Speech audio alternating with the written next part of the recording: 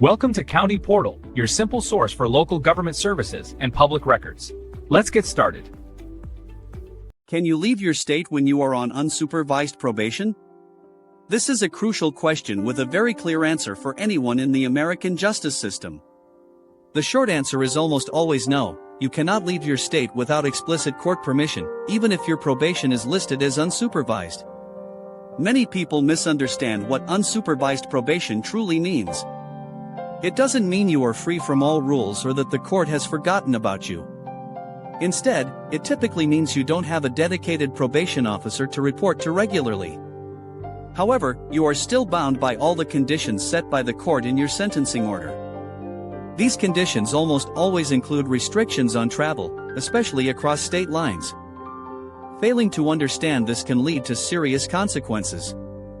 Most probation orders, whether supervised or unsupervised, explicitly state that you cannot leave the state without prior written permission from the court or your probation officer, if you have one.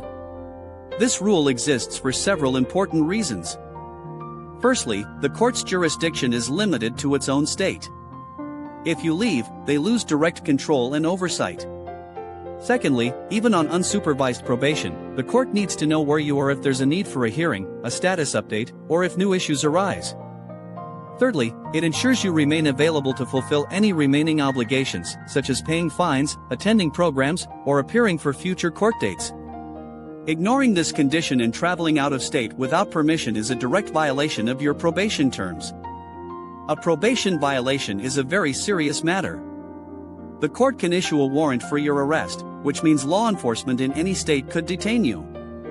If you are caught, you would likely be extradited back to the original state to face the judge.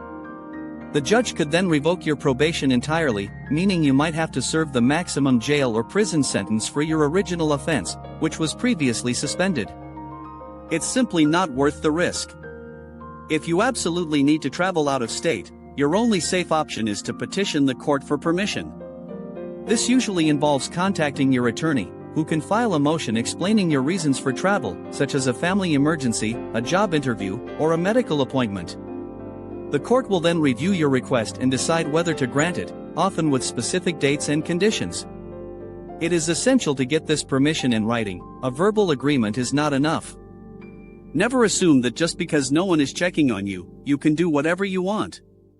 Courts share information, and a simple traffic stop in another state could reveal your probation status and outstanding warrant.